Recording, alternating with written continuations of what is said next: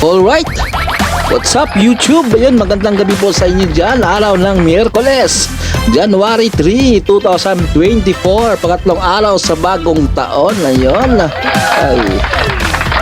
Ayun, kumusta po ang ating mga OFW na dyan? Magandang umaga po sa inyo, tanghali at gabi kung saan man kayong bansa ngayon. Sana po ay nasa mabuting kalagayan kayo mga ma'am, sir. Yun, maraming salamat sa ating mga bagong subscriber natin dyan, bagong pasok sa ating channel. Thank you. Ayun. Pag-replay muna tayo kay Pinoy Celebrity Updates. Sino pang hindi nakasubscribe dyan? I-subscribe na natin si Celebrity Pinoy. Pinoy Celebrity Updates. Ayun, big sponsors ng TVJ, Susan Co. May nilinaw bakit napapayag ng mag-sponsor sa tape. Ayun, bakit daw pumayag ang Pure Gold mag-sponsor sa tape? Ayun, bakit kaya, no? Ayan, alamin natin dito kung ano talaga ang nilinaw ni Susan Co. Ayun, kung kayo pala bago sa ating channel, baka naman wag lang kalimutan i-subscribe at pahit na rin sa ating notification bell para ma-update kayo sa ating mga latest na ina-upload. Ayun guys, wala lang po tayong patumpik-tumpik pa. Ayan, silipin na natin to, baka masilip pa ito ng iba. Ayan, pasok! Today's video, ito na nga pag-usapan natin ito dahil bago pa man po pumasok ang taong 2024 ay panay-panay na po ang post ng mga pro-tape Facebook page kung saan sinasabi po nila na meron daw isang AP na papasok sa dito po sa tape, magbabalik daw. So ang iniisip pa na at pinopost pa nga nila na host daw ito. At mayayabang So dahil dito nag-isip po yung mga mga legit Dover cards, tapos parang nililito nila yung mga legit Dover cards. Pero anyways, hindi naman tayo masyadong hindi tayo masyadong interesado kung ano man po yun.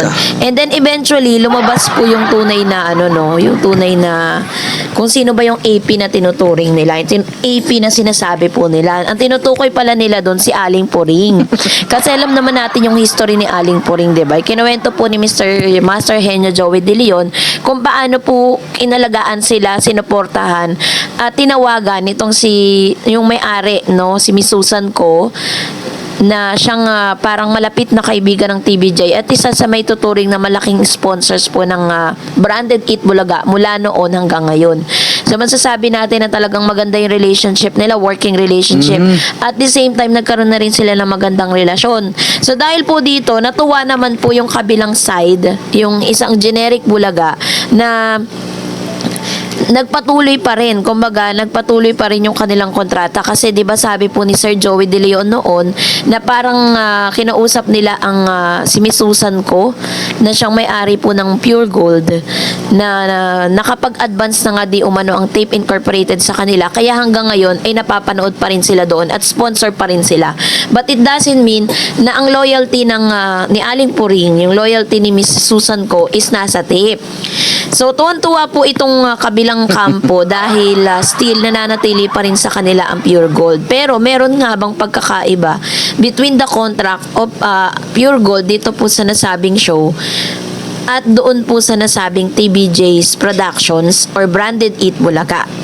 Kasi po 'di ba parang inanunsyo nila na still nasa kanila pa rin, nagpatuloy pa rin kasi hindi inaakala ng tape na hindi magpo-pull out ang Pure Gold eh.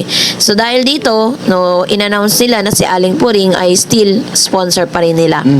Kasabay nga nito ay in-announce din ng Pure Gold mismo at ipinost ni Sir Joey De Leon sa kanyang Instagram officially na ang Pure Gold ay kanila pa rin. Pati sponsor, agawan pa rin, no? Mga sponsor, agawan pa rin ng kabilang network, no? Kabilang noon time show. Trademark, agawan, at saka sa sponsors, agawan pa rin. Ay, Diyos mio, marama. Kailan pa ba kaya tumatapos? Ibig sabihin, ayaw paawat. business kasi yan eh. So kapag business po yan, it doesn't matter kung magkagalit man ang dalawang kampong ito. Para kay Miss Susan Co at sa Pure Gold, mag-i-invest pa rin sila. But it doesn't mean na ang loyalty ng Pure Gold ay nasa tape. 'Di ba? Kasi nga 'di ba napakahabang panahon na rin po talaga at isa ang TVJ Production at ang Eat Bulaga, Branded Eat Bulaga sa mga naging daan kung bakit sobrang nakilala ng gusto ang Pure Gold. Correct. Kasi talagang nilabi nila ng husto yan eh. Talagang sobra yung kanilang advertisement dito sa Yes. nasabing Pure Gold.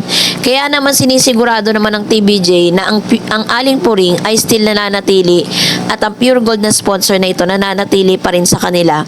Kahit po ito ay nag-invest pa rin or nagbabayad pa rin ng kanyang advertisement dito po sa nasabing tape.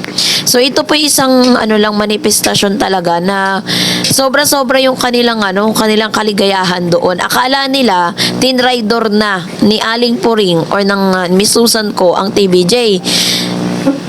Hindi nila alam na mas kumbaga parang doon po sa tinatawag na na kontrata na meron, mas matibay yung kontrata na meron ang TBJ kay Aling Puring, kasi dito po sa kabila parang anytime, any moment pwede nilang i-pull out pero dito parang lifetime yung kanilang inilagay na kontrata para sa branded Eat Bulaga. Kaya wag tayo masyadong magtampo kay Aling Puring. Of course, with that, narito naman ang ilan sa mga reaction po ng ilan sa mga legit viewers and subscribers po natin patungkol po dito sa bagay na ito. Magbasa tayo ng ilan sa mga reaction ninyo. Unahin natin ang komento na nanggaling pa kay Mr. Manuel Ponce. Sabi niya, God bless and good luck muna sa ating lahat. Advance Happy New Year at sana mas maging masaya at saganang darating na bagong 2024 sa ating lahat. Ayan. So ito po yung kanyang komento patungkol sa bagay na ito, no? Kasi alam mo, much better siguro kung antayin natin yung magiging resulta, kasi ang pinaka mabigat dyan yung copyright infringement. At pag inilabas na ng korte yung injunction, no, patungkol po sa pagpipigil na gamitin ng nasabing network yung titulo, doon na po magkakatalunan. Sabi ni Mr. Romy Obispo, good evening Ma'am Darets, gumagawa sila ng sariling kakatalo sa kaso. Hanap pa more. Good by Attorney Paulo. Sasabay ka na sa tape bulagta. Ayan. So, talagang alam nyo, yung pinaghahandaan kasi nila rito. Kasi sabi po ni attorney na meron na rin silang nakahandang pangalan. Ibig sabihin, expected na nila yan na kapag lumabas na po yung injunction coming from Marikina Regional Trial Court, kailangan na po talaga nila magbago ng titulo. Sabi ni Celia Tan Chavez, mula nang nagsulputan tong mga halusos, nagkagulo na, dagdag pa itong host at defender nilang Yan kung ano-ano talaga ang pinagsasabing parang salarin. bata. Layo 44 pa. years na ang TBJ, alam na ng lahat ang history nila. True. Kasi nga 'di ba kapag kapag kaya nila ginagawa lahat 'yan kasi pinipilit talaga nila yung mga gusto nila, ewan ko ba? Kahit po yung mga defender po nila talagang nagpupumilit at talagang pinagtatanggol pa nila itong tape patungkol sa bagay na ito, and we do not know kung ano ba talaga yung mga gusto nila. Sabi po ni Weng Pusa, ako Pure Gold lagi nabili kasi medyo mura. Totoo naman po, kung ikukumpara po yan sa Dali, kapag pumasok kasi kayo doon, parang yun nga, as I've said sa aking latest vlog, na hindi po ganun ka-branded yung mga mga nasa nila, no? Yung mga products po nila. Sabi ni Miss Marilyn Bulacan, Happy New Year. Isa para sa akin, kahit sino pa ang new host ng mga angkin ay dead ma lang ako. Ayun. Deadma lang talaga siya dahil po talagang hindi naman tayo masyadong interesado kung sino man yung ilalabas nila, diba? Ang importante naman sa atin is ang TBJ Productions. And Miss Nora Lucero, malilit lang naman, di naman kompleto. Sila naman ang nagpapalit ng brand name at wala pang supot, may bayad pa. Totoo po yun, totoo to, real talk to. Sa Dali ganun, wala talaga silang supot. Ikaw mismo ang magbabalot ng sarili mong binili.